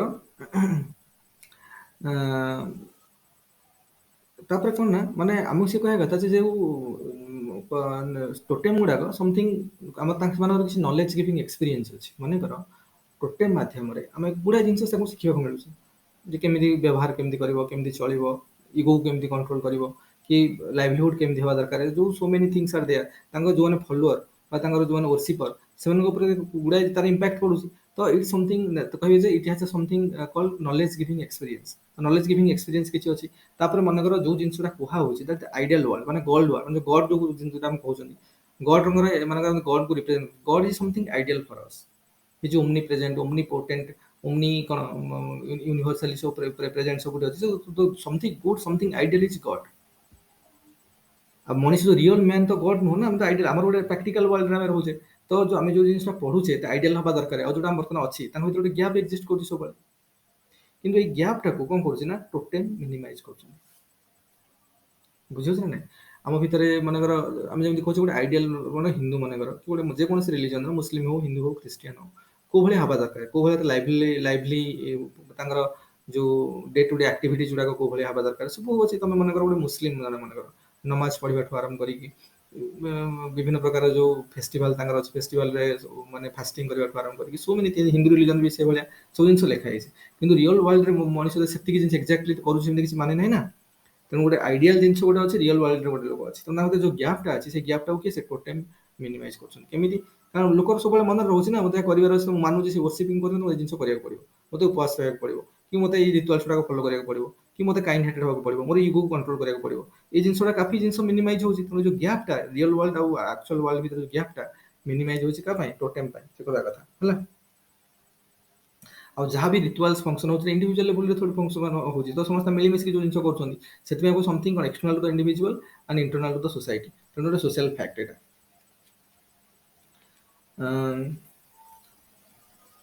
ସେ କହୁଛି ଯୋଉ ପରଫର୍ମ ହବ ରିଚୁଆଲ୍ସ ଗୁଡାକ ଏମିତି ନୁହଁ ଯେ ଇଣ୍ଡିଭିଜୁଆଲ ବି ହେଇପାରେ, ବେଳେ ପ୍ରାଇଭେଟ ହେଇପାରେ, ମାନେ ଇଣ୍ଡିଭିଜୁଆଲ ଲେଭେଲରେ ଆମେ କୌଣସି ହାର୍ଡସିପରେ ଗତି କରୁଛେ, ଆମେ ପର୍ସନାଲି କୌଣସି ଫ୍ରଷ୍ଟ୍ରେସନରେ ଅଛେ, ଆମେ ଯାଇକି ତ ପୂଜା କରୁଛେ ନା ସେଲ୍ଫ ପାଇଁ। ମନେକର ଯାଇକି ଓସିପରେ ମୋର ଆଜି ପ୍ରୋବ୍ଲେମ ଅଛି ତ ମତେ ଏଟାକୁ ଇଏ କରିଦିଅନ୍ତୁ, ଲୋକମାନେ ଉପବାସ ରଖୁଛନ୍ତି ଯାଇକି ପର୍ସନାଲ ଲେଭେଲରେ, ତ ପର୍ସନାଲ ଲେଭେଲରେ ହୋମ ଯଜ୍ଞ ବି କରୁଛନ୍ତି। ଦୋଜ ଥିଙ୍ଗସ ଆର୍ ଇଣ୍ଡିଭିଜୁଆଲ ଲେଭେଲରେ ଆମେ ସେଟାକୁ କଣ କହିବା ଯେ ଇଣ୍ଡିଭିଜୁଆଲ ରିଚୁଆଲ୍ସ। ଆଉ କଲେକ୍ଟିଭ ରିଚୁଆଲ୍ସ ଗୁଡାକ ଯୋଉଠି ସେଲିବ୍ରେଟ କରାହଉଛି ସମସ୍ତେ ମିଶିକି ଯଜ୍ଞ ହବ, ସମସ୍ତେ ମିଶିକି ଯଜ୍ଞ କରାଯିବ, କି ମେଳା ହବ, କି କଣ ରାମଚରିତ ମାନସ ହବ, ତ ସମସ୍ତେ ମିଶିକି ଗୋଟେ ଟାଇପର ଯୋଉ ଜିନିଷ କରୁଛନ୍ତି କଲେକ୍ଟିଭ, ତ ଗୋଟେ ସୋସିଆଲ କୋହେସିଭନେସ କୁ କଣ କରୁଛି ଏଟାକୁ ଜେନେରେଟ କରୁଛି ବା ସୋସିଆଲ କୋହେସିଭନେସ କୁ ବଢଉଛି। ତ ସେଥିପାଇଁ କଣ କନସାଇନ୍ସ କଲେକ୍ଟିଭକୁ ବା ଯୋଉ ସାମୂହିକ ନୈତିକତା, କନସାଇନ୍ସ କଲେକ୍ଟିଭ ମାନେ ସାମୂହିକ ନୈତିକତା, ସାମୂହିକ ନୈତିକତାକୁ କଣ କରୁଛି ବଢଉଛି, ଷ୍ଟ୍ରେନ୍ଥେନିଂ କରାଉଛି। ତେଣୁ ଗୋଟେ ସୋସିଆଲ ଫ୍ୟାକ୍ଟ ଗୋଟେ, ଆଉ ଏଇଟା ହଉଛି କଣ ଗୋଟେ ପଜିଟିଭିଷ୍ଟ ଆପ୍ରୋଚ କରିକି ଆନାଲିସିସ୍ କରିବ ବୋଲି ସେ କହିଲେ। ଆମେ ଯେତେବେଳେ ଆମକୁ ମନେକର ରିଲିଜନ ପଢିଲା ଆମେ ତ ଲେଖିବା ତ ପୁଣି ଏମିତି ଆମେ ପ୍ରୁଫ୍ ଦେବା ସବୁ ନା ଏକ୍ସାମ୍ପଲ୍ ଦେବା ଅରୁଣଟା ଟ୍ରାଇବ୍ କଥା ଲେଖିବା ଏସବୁ କଥା ଆମେ ଲେଖିପାରିବା ହେଲା। ତାପରେ କ୍ରିଟିସିଜମ୍ ଟିକେ ପରେ କହିବି ଏମିତି ଲେଖିବା ହେଲା। ତାପରେ ଯୋଉ ଲୋକମାନେ ଆମେ ଯାଇକି ସେଲିବ୍ରେଟ୍ କରୁଛେ ସମସ୍ତେ ଫିଜିକାଲ ପ୍ରେଜେନ୍ସ ହଉଛି, ସମସ୍ତେ ମିଳିମିଶିକି ଯାହା କରିବା କଥା କରୁଛେ, ତ ଫିଜିକାଲ ପ୍ରେଜେନ୍ସ ଆସେମ୍ବଲି ବଢୁଛି, ତ ଇଣ୍ଟରାକ୍ସନ ବଢୁଛି, ତ କୋହେସିଭନେସ୍ କୁ ଷ୍ଟ୍ରେngthening କରୁଛି, ସୋସିଆଲ କୋହେସିଭନେସ୍ କୁ, ଆମର କମନ ଇମୋସନ କୁ ଆମେ ବି ସେୟାର କରୁଛେ ହେଲା। ଆଉ ଏଇ ଜିନିଷ ସବୁ କଲେକ୍ଟିଭ କନସାଇନ୍ସ କୁ ଆମେ କଣ କରୁଛେ ଯେ ଏଇଟା ମୋମେଣ୍ଟମ ଦଉଛି। ତାପରେ ଆଉ ଗୋଟେ ଦେଖିଲେ ଯେ ତାପରେ ଏଇ ଜିନିଷରେ ଆମେ କଣ କରିପାରିବା ନା ଏଇଟା ହବା ଦ୍ୱାରା କଣ ହଉଛି ନା ଗୋଟେ ଡିଭାଇନ୍ ସେନ୍ସେସନ ଆମ ଭିତରେ କ୍ରିଏଟ୍ କରୁଛି। ଆମେ ମନ୍ଦିରକୁ ମନେକର ଯାଉଛେ କି କୌଣସି ପୂଜା କରୁଛେ, ହବା ଦ୍ୱାରା ଆମ ଭିତରେ ଗୋଟେ divinity, something called divinity is coming to us and which is making morally କାଫି ଆମ ଜିନିଷକୁ ଷ୍ଟ୍ରଙ୍ଗ କରୁଛି, ଆଉ which is good for society also. ତେଣୁ ଡରଖାଇମ୍ କହିବା କଥା ଏଗୁଡାକ ସୋସାଇଟି ପାଇଁ ଭଲ, ସେଥିପାଇଁ ଏମିତି ହଉଛି, ବୁଝୁଛ ନା ନାଇଁ। ମନେକର ଆମେ କମ୍ପେୟାର କରିବା, ମନେକର ସେ କହିଲେ ଟୋଟେମକୁ ମନେକର ଟଙ୍କା କଲେ ବର୍ତ୍ତମାନ ଆମେ ଯେମିତି ଇଣ୍ଡିଆନ୍ ନେସନକୁ ଆମେ କମ୍ପେୟାର କରିବା, ଆମର ନ୍ୟାସନାଲ ଫ୍ଲାଗ, ଆମେ ସମସ୍ତେ ନ୍ୟାସନାଲ ଫ୍ଲାଗକୁ ରେସ୍ପେକ୍ଟ ଦଉଛୁ ନା ନାଇଁ, ସମସ୍ତେ ରେସ୍ପେକ୍ଟ ଦଉଛୁ। ନ୍ୟାସନାଲ ଫ୍ଲାଗ ନ୍ୟାସନାଲ ଇଭେନ୍ କି ନ୍ୟାସନାଲ ଆନ୍ଥେମ୍ ଯେତେବେଳେ ହଉଛି ଆମେ ଅଟୋମେଟିକ ଛିଡା ହେଇଯାଉଛୁ, ଘରେ ବି ଏକୁଟିଆ ବସିକି ନ୍ୟାସନାଲ ଆନ୍ଥେମ୍ ବାଜିଯାଉଛି ଆମେ ଅଟୋମେଟିକ ଛିଡା ହେଇଯାଉଛୁ, ଆମକୁ ଖରାପ ଲାଗୁଛି କଣ ବସିକି ଶୁଣିବୁ ବୋଲି। କିନ୍ତୁ ସେ ଯୋଉ ଥଟ୍ଟା, ସେ ଯୋଉ ଇମ୍ପାକ୍ଟ ଆମ ଭିତରେ ଅଛି, ତମେ ଘରେ ବସିକି ଏକୁଟିଆ ନଥିବେ, ଏକୁଟିଆ ବସିକି ବି ଶୁଣୁଥିବ, ଏକୁଟିଆ ବସିକି କ୍ରିକେଟ ମ୍ୟାଚ୍ ଦେଖୁଥିବ, କ୍ରିକେଟ ନ୍ୟାସନାଲ ଆନ୍ଥେମ୍ ଚାଲିବ, ନ୍ୟାସନାଲ ଆନ୍ଥେମ୍ ଭଲ ଲାଗିବନି ଗୋଟେ ବସିକି କଣ ଶୁଣୁଥିବ, ଟିକେ ମାନେ ମାନେ ଅସହଜ ମାନେ କଣ ଯୋଉଟା କହନ୍ତି ଅନକମ୍ଫର୍ଟେବଲ ଫିଲ୍ ହବ, ଯେ କିଛି ନ କରିକି ମାନେ ଏମିତି କଣ ବସିକି ଲୋକ ଛିଡା ପଡୁଛନ୍ତି, ପିଲାମାନେ ଛିଡା ପଡୁଛନ୍ତି, ବୁଝୁଛ ନା ନାଇଁ। କି ଯୋଉ ଆମକୁ କରାଗଲା ଯେ ନ୍ୟାସନାଲ ଫ୍ଲାଗକୁ ତମେ ରେସ୍ପେକ୍ଟ ଦିଅ, ଆମେ ନ୍ୟାସନାଲ ଫ୍ଲାଗକୁ ଆମେ ରେସ୍ପେକ୍ଟ ଦଉଛୁ, ଫଣ୍ଡାମେଣ୍ଟାଲ ଡ୍ୟୁଟିରେ ବି ଲେଖା ହେଇଛି, କୋଉଠି ଆମର fundamental duty article number 51A ରେ ଲେଖା ହେଇଛି ଯେ ଆମେ ନ୍ୟାସନାଲ ଫ୍ଲାଗକୁ ବି ଆମେ କଣ ରେସ୍ପେକ୍ଟ କରିବା। ତ ଏଇଟା କଣ କାରଣ ଏଇଟା ହବା ଦ୍ୱାରା ଆମ ଭିତରେ ଗୋଟେ ୟୁନିଟି ଆସୁଛି। ଆମେ ଦେଖିବ ଯେମିତି ଜଣେ ଥିଲେ, କଣ ତାଙ୍କ ନାଁ ଭୁଲିଗଲି, ରବର୍ଟସନ୍ ବୋଧେ, ଡାଭିଡ ରବର୍ଟସନ୍, ଭୁଲିଗଲି ନା କଣ କହିଥିଲେ ନା, ସେ କହିବା କଥା ଯେ ଏଇ ଯୋଉ ପ୍ରକାର ସବୁ ନ୍ୟାସନାଲିଜିମ ଯୋଉ ଥଟ୍ଟା ଏଇ ଯୋଉ ଆସୁଛି, ମାନେ ଏଇଟାକୁ ଆମେ ତ କାହାକୁ ଦେଖୁନେ, ମନେକର କିଏ ଆମେ ସମସ୍ତେ ଇଣ୍ଡିଆନ୍ ହେଲା, ତାମିଲନାଡୁରେ ବହୁତ ଲୋକ ଆମେ ସମସ୍ତେ ଥୋଡ଼ି ଜାଣିଛନ୍ତି, ଗୁଜରାଟରେ ବହୁତ ଲୋକ ଅଛନ୍ତି, ଇଭିନ୍ ଆମ ଓଡ଼ିଶାରେ ବି ବହୁତ ଲୋକ ଅଛନ୍ତି, ଥୋଡ଼ି ଆମେ ପର୍ସନାଲି ସମସ୍ତେ ଜାଣିଛନ୍ତି। କିନ୍ତୁ ଏଇ ଯୋଉ ନ୍ୟାସନାଲିଜିମ ପାଇଁ ସମସ୍ତେ ଆମେ ଗୋଟେ ଇମାଜିନାରୀ କମ୍ୟୁନିଟି ଭଳି ଆମେ ଫିଲ୍ କରୁଛେ, ସମସ୍ତେ ଗୋଟେ କମନ ବ୍ରଦରହୁଡ ସମସ୍ତେ ଆମେ ଫିଲ୍ କରୁଛନ୍ତି। ସେ ବି ଇଣ୍ଡିଆନ, ମୁଁ ବି ଇଣ୍ଡିଆନ, ସେ ବି ଇଣ୍ଡିଆନ, ହୁଏତ ଆମ ଜୀବନ କାଳ ଭିତରେ ଆମେ ତାକୁ ଦେଖିବାନି, କିନ୍ତୁ ସେ ବି ନିଜକୁ ଇଣ୍ଡିଆନ ହଉଛି, ଆମେ ବି ସେ ସେମ୍ ଇମୋସନ ଆମେ ଫିଲ୍ କରୁଛନ୍ତି। ସେଭଳି ନ୍ୟାସନାଲ ଫ୍ଲାଗକୁ ଆମେ ରେସ୍ପେକ୍ଟ ଦେଇକି ବା ନ୍ୟାସନାଲ ଫ୍ଲାଗ ଆମ ଯୋଉ ଅନର ଆମେ ଦଉଛନ୍ତି, ତ ସେଇଟା ଆମ ଭିତରେ ଗୋଟେ କମନ ନ୍ୟାସନାଲିଜିମ କ୍ରିଏଟ୍ କରୁଛି, ଗୋଟେ ପାଟ୍ରିଅଟିଜିମ କ୍ରିଏଟ୍ କରୁଛି ଆମ ସମସ୍ତଙ୍କ ଭିତରେ। ତ ଗୋଟେ ସିମିଲାର ଗୋଟେ କଣ moral community, single moral community ଆମେ କ୍ରିଏଟ୍ କରୁଛନ୍ତି ଆମର, ଯୋଉଟା ସୋସାଇଟି ନିଜେ ଚାହୁଁଛି ସେଟା ହବ ବୋଲି। ତ national flag is a kind of totem here, ତାକୁ ନୁହେଁ କନଷ୍ଟିଟ୍ୟୁସନାଲ ରିଲିଜନ। ଯେମିତି ପିଏମ ମୋଦି ଯେମିତି ଆସିକି କହିଲେ ଯେ ମୋର କଣ ଏକ ହି ଧର୍ମ ଗ୍ରନ୍ଥ है, ଭାରତ का संविधान।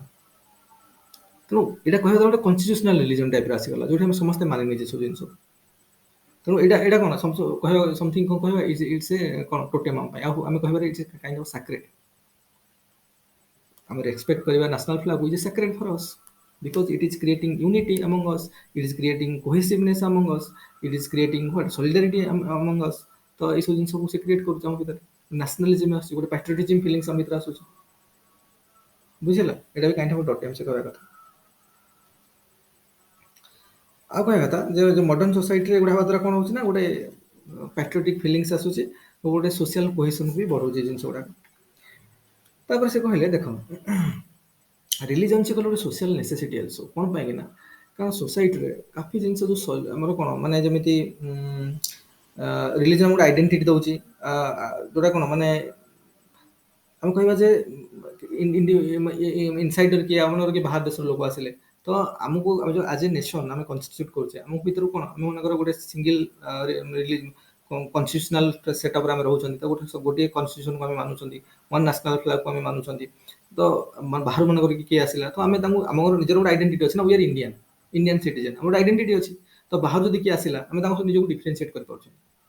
ତେଣୁ ଏ ଯୋଉ ଟୋଟେମ୍ ବା ଟୋଟେମିକ କଲଚର ବା ଟୋଟେମିକ ରିଲିଜନ ଯୋଉ ହଉଛି, ତ ଏଥିପାଇଁ ଆମକୁ ନିଜକୁ ଗୋଟେ ଆଇଡେଣ୍ଟିଟି ମିଳୁଛି।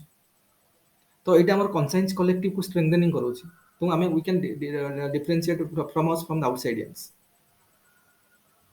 ବୁଝୁଛ, ତାହା ମାନେ କହିବାର ମାନେ ହେଲା ଯେ ଏଇଟା ଆମର କଲେକ୍ଟିଭ କନସାଇନ୍ସକୁ ବା ସାମୂହିକ ନୈତିକତାକୁ ଏଇଟା କଣ ମୋମେଣ୍ଟମ ଦଉଛି। ତ ଆମେ କଣ ଆମର ସୋସିଆଲ ବଣ୍ଡେଜ ବହୁତ ଷ୍ଟ୍ରଙ୍ଗ ହଉଛି। ସେଥିପାଇଁ ସୋସାଇଟିକୁ ଫଙ୍କସନ କରିବାକୁ ହେଲେ, ହେଲ୍ଦି ରହିବାକୁ ହେଲେ ନା, ଇଟ୍ସ ଏ ରିକ୍ୱାରମେଣ୍ଟ। ତ social religion is a social necessity ମଧ୍ୟ, ଇମାଇଲ ଡରଖାଇମ୍ କହିବା କଥା।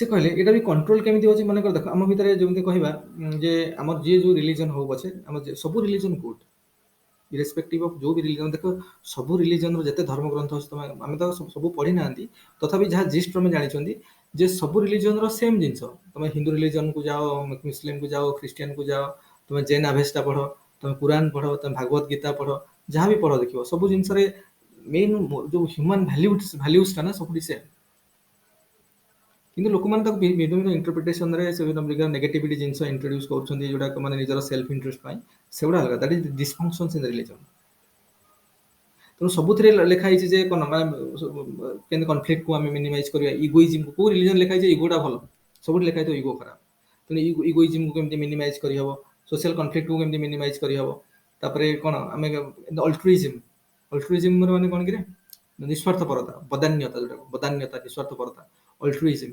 ଅଲ୍ଟ୍ରୁଇଜିମକୁ ଆମେ କେମିତି ପ୍ରମୋଟ କରିବା ୟୁନିଟି କେମିତି ପ୍ରମୋଟ କରିବା ସଲିଡାରିଟିକୁ କେମିତି ପ୍ରମୋଟ କରିବା ତମେ ଯୋଉ ରିଲିଜନର ଧର୍ମଗ୍ରନ୍ଥ ଦେଖ ଯୋଉ ରିଲିଜନର ରିଲିଜିୟସ ବୁକ୍ ଦେଖ ସବୁଠି ଜିନିଷ ଲେଖା ହେଇଥିବ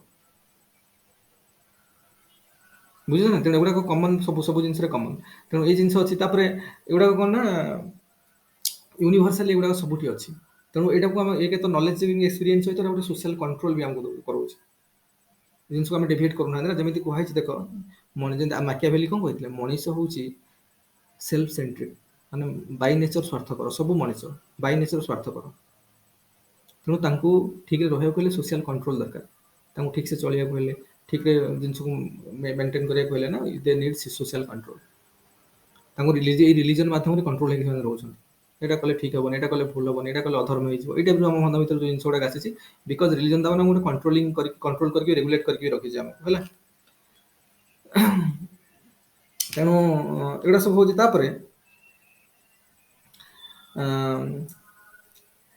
ବେଳେ ବେଳେ କଣ ହଉଛି ନା ସୋସାଇଟି ବେଳେ ବେଳେ କିଛିଟା ଲୋକଙ୍କର ନିଜର ଭେଷ୍ଟେଡ ଇଣ୍ଟରେଷ୍ଟ ପାଇଁ ବେଳେ ବେଳେ କଣ କରୁଛନ୍ତି ନା ଫଲ୍ସ ରିଲିଜନକୁ ପ୍ରମୋଟ କରୁଛନ୍ତି ହେଲା ମାନେ ଯେମିତିକି କଣ ଯୋଉଟା କି କଣ ସୋସିଆଲ ଷ୍ଟ୍ରେଙ୍ଗଥକୁ ସୋସିଆଲ ଫାବ୍ରିକରେ କନଫ୍ୟୁଜନ କ୍ରିଏଟ କରୁଛି କାଫି ରିଲିଜନ ଯେମିତି ଆମର ଦେଖିବ ଯୋଉ ମାନେ ଏକ୍ସଟ୍ରିମ ଫର୍ମ ଅଫ ରିଲିଜନ ଯୋଉଟା ରାଡିକାଲିଜିମ ଯୋଉଟା ଯେକୌଣସି ରିଲିଜନରେ ହଉଛି ରାଡିକାଲିଜିମ ଜିନିଷଟା ଆସିଯାଉଛି ତ ସେଇଟା ଆସିବା ଦ୍ୱାରା କଣ ହଉଛି ନା ଗୋଟେ ଫଲ୍ସ ରିଲିଜନ କ୍ରିଏଟ ହଉଛି ବା ଯୋଉଟା ଡିସଫଙ୍କସନ ରିଲିଜନର ଡିସଫଙ୍କସନ ସେଗୁଡ଼ା ସବୁ ହଉଛି ସେଗୁଡାକ ହବା ଦ୍ୱାରା କଣ ହଉଛି ନା ସୋସାଇଟିରେ ନେଗେଟିଭ ସୋଲିଡାରିଟି କାଫି ବଢୁଛି ତେଣୁ ଏଟାକୁ ବି ଇଏ କରିବା ଦରକାର କି ଏଇ ଜିନିଷକୁ ବି ପିଓର ଫର୍ମରେ ରିଲିଜନକୁ ପ୍ରାକ୍ଟିସ କରିକି ଲୋକମାନେ ଆକୁ ବି କଣ୍ଟ୍ରୋଲ କରିଦଉଛନ୍ତି ଏଇ ଜିନିଷକୁ ବି ଆମେ କଣ ଆମେ କାଫି କଣ ଯୋଉ ନେଗେଟିଭ ସୋଲିଡାରିଟି ଆସୁଛି that is getting converted to positive solidarity ଏ ଜିନିଷ ଯୋଉ ହଉଛି ତାମାନେ ସେଥିପାଇଁ କହିଲେ ଯେ ସୋସାଇଟିକୁ ମାନେ ହେଲ୍ଦି ହେବାକୁ ହେଲେ ବା ସୋସାଇଟିକୁ ଫଙ୍କସନାଲ ହେବାକୁ ହେଲେ ସୋସାଇଟିକୁ ଷ୍ଟେବୁଲ ହେବାକୁ ହେଲେ ୱି ନିଡ୍ ହ୍ୱାଟ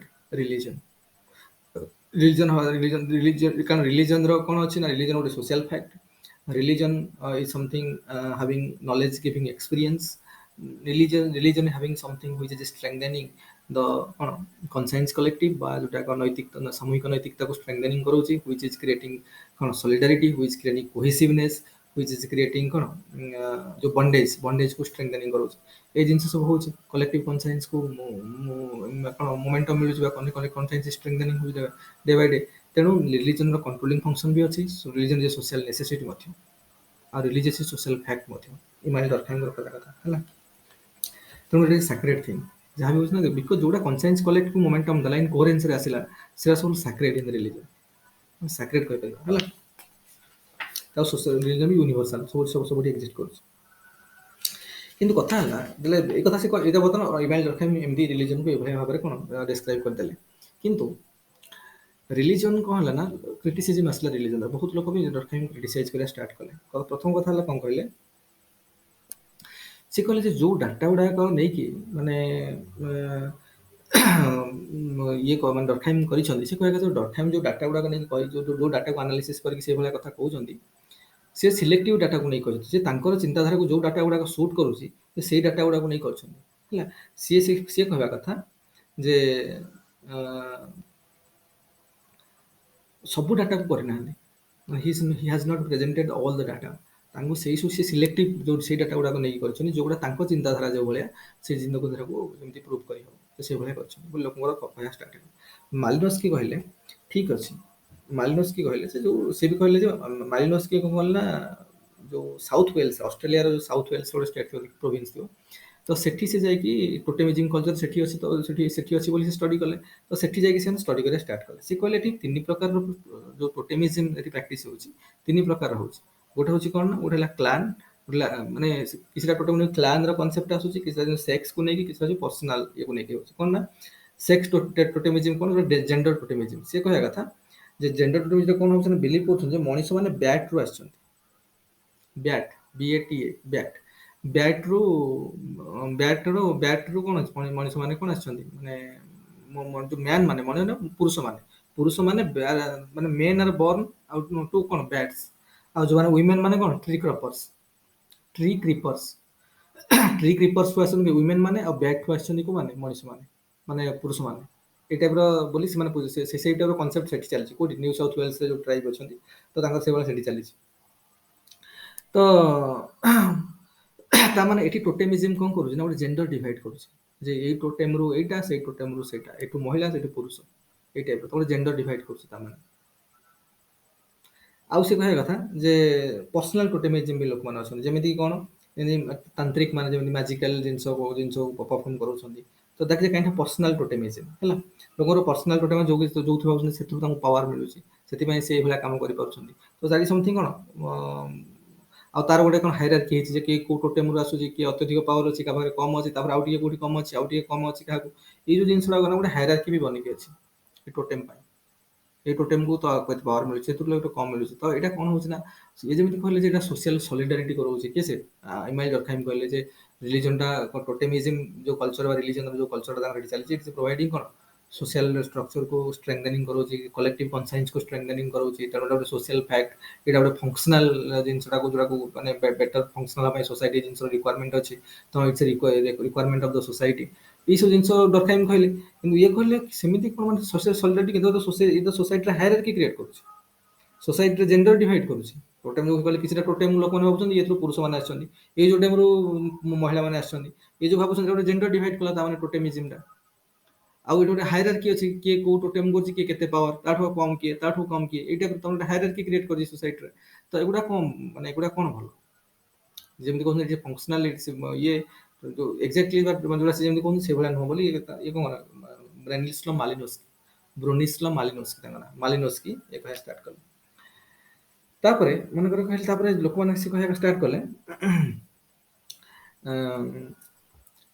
तेणु से कहले जे एटा केवल जे सोशल सॉलिडारिटी करी ता न, एटा सोशल डिवीजन भी करूछ ता माने। ब्रानिस्लाव मालिनोस्की कह जो पर्सनल टोटेमिज्म रे से कहले जे एटा भी कोन करूछ ना, सोसाइटी रे डिवाइड भी क्रिएट करूछ, खाली सॉलिडारिटी नो, सॉलिडारिटी सहित बेले बेले कोन करूछ ना डिवाइड भी क्रिएट करूछ। तेणु तुम एटा कहबो जे खाली सोशल सॉलिडारिटी करूछ, सेमिति नुहे किछि। आउ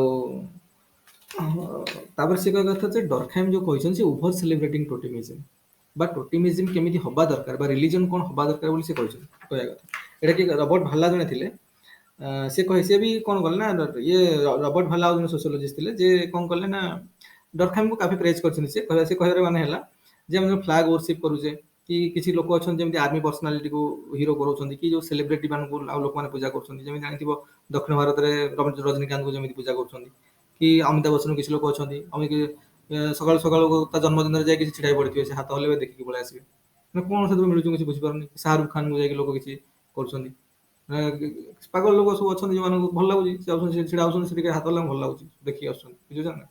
ତ ଏଭଳିଆ ଲୋକ ଅଛନ୍ତି, ତାମାନେ ସିଏ ଗୋଟେ କମ୍ୟୁନିଟି କ୍ରିଏଟ କରିଛନ୍ତି, ତାକୁ ନେଇକି पर्टिकुलर से पर्सन्स को नहीं गोटे कम्युनिटी, शाहरुख खान फैन कि अमिताभ बच्चन फैन, रजनीकांत फैन, बुझे ये टाइप जो कौन हिरो को है, हिरो हिरोइन को है, कि कौन आर्मी पर्सनालिटी को नहीं, कि पॉलिटिकल लीडर्स को नहीं, कि कौन गोटे धर्म गुरु को नहीं, एम सब जमी कौन श्री श्री कौन सा ना श्री श्री कौन था ना शंकराचार्य ना कौन ना भूलीगल, जहाँ भी हो नहीं नहीं कौन था ना श्री श्री श्री कौन नहीं ना छाड़ जहाँ भी हो, मैंने शंकराचार्य को लेकिन भी, कि मुस्लिम जमी कौन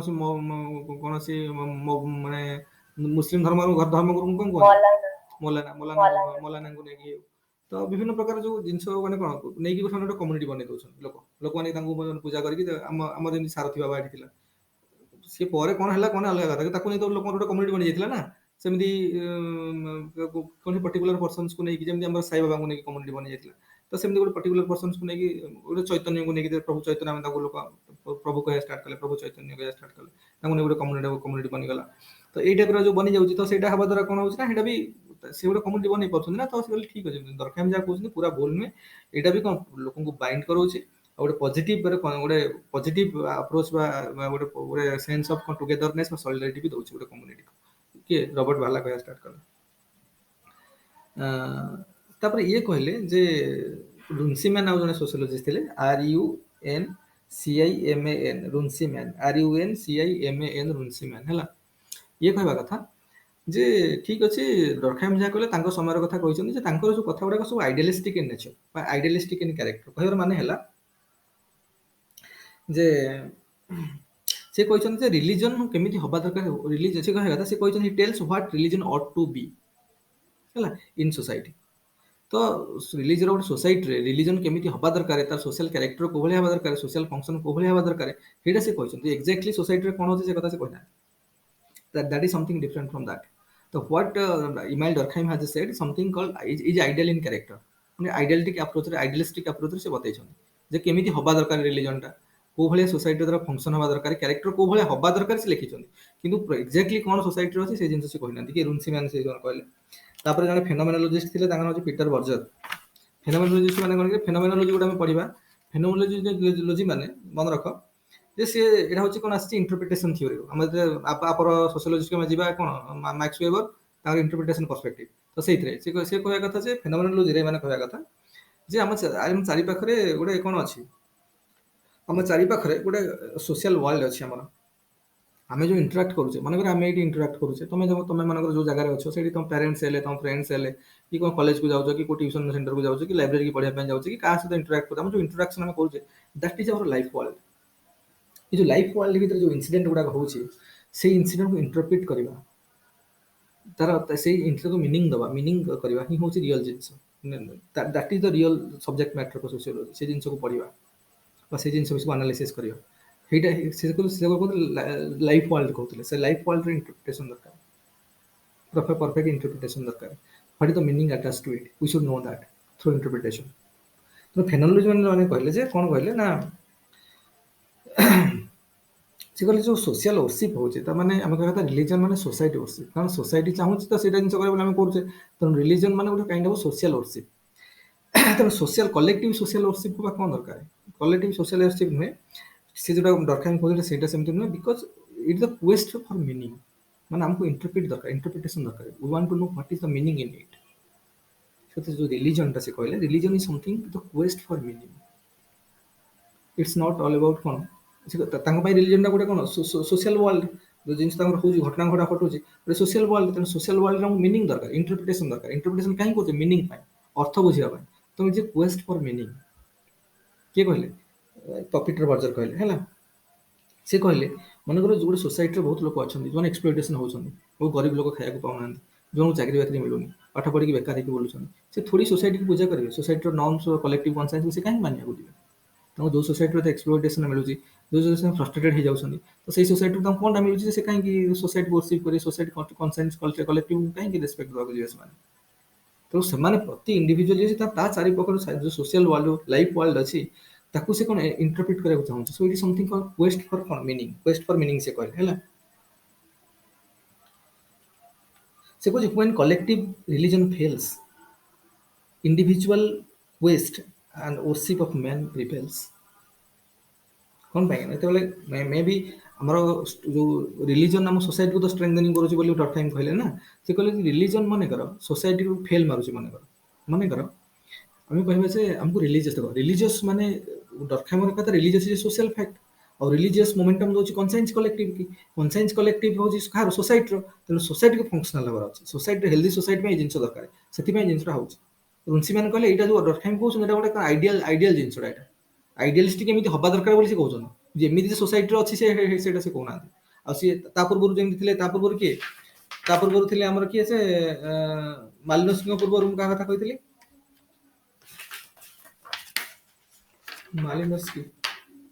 ମାଲିନୋସ୍କି ଯେମିତି କହିଲେ, ମାଲିନୋସ୍କିଙ୍କ ସମୟରେ ବ୍ରାନିସ୍ର ମାଲିନୋସ୍କି କ'ଣ କହିଥିଲେ, ବ୍ରାନିସ୍ର ମାଲିନୋସ୍କି କହିଲେ ଯେ ସୋସିଆଲ ସଲିଡାରିଟି ବି କରୁଛି, ସୋସିଆଲ ଡିଭିଜନ ବି କରାଉଛି, ଜେଣ୍ଡର ଡିଭିଜନ କରାଉଛି। ତ ସୋସିଆଲ ଡିଭାଇଡ କରୁଛି। ସେମିତି ନୁହଁ ଯେ କି ମାନେ ଏଇଟା କେବଳ ସୋସିଆଲ ସଲିଡାରିଟିକୁ ବଢଉଛି ରିଲିଜନଟା, ଡିଭାଇଡ ବି କରୁଛି। ଯେମିତି କହିଲେ ଯେ ନାଇଁ ନାଇଁ ଏଇଟା ତ ଗୋଟେ ଆଇଡିଆଲିଷ୍ଟିକ ଆପ୍ରୋଚ ଗୋଟେ, ଏମିତି ଡରଖାମ ଯାହା କହୁଛନ୍ତି ଏଇଟା ହିଁ କେବଳ ହଉଛି କଣ ଗୋଟେ ଆଇଡିଆଲିଷ୍ଟିକ ଆପ୍ରୋଚ। ତା ମାନେ ରିଲିଜନଟା ଏଇଭଳିଆ ହବା କଥା ବୋଲି ସେ କହୁଛନ୍ତି। ଏମିତି ଯେ ରିଲିଜନ ସୋସାଇଟିରେ ଏକ୍ଜିଷ୍ଟ କରୁଛି ସେ କଥାର କୌଣସି, ଆଉ ସେ କହିଲେ ସେ ସିଲେକ୍ଟିଭ ଡାଟା ଗୁଡ଼ା ନେଇଛନ୍ତି। ସେ କେବଳ ତାଙ୍କୁ ସୁହାଇଲା ଭଳିଆ, ତାଙ୍କ କଥାକୁ ସୁହାଇଲା ଭଳିଆ ଯୋଉ ଡାଟା ଗୁଡ଼ା ଦରକାର ଥିବ ସବୁ ଅଲ୍ ଡାଟାକୁ ସେ ଆନାଲିସିସ୍ କରିନାହାନ୍ତି, ସବୁ ଡାଟାକୁ ସେ ଆନାଲିସିସ୍ କରିନାହାନ୍ତି, ଏ କହିବା କଥା। ତାର ପିଟର ବର୍ଜର କହିଲେ ଯେ କଲେକ୍ଟିଭ କନସିଏନ୍ସ କଥା ଯୋଉ କୁହା ହଉଛି ସୋସାଇଟିରେ ଅଛି, ଆଉ ସେଇଟା ହଉଛି ରିଲିଜନ ସେଇଟା ହିଁ ମୋମେଣ୍ଟମ ଦଉଛି।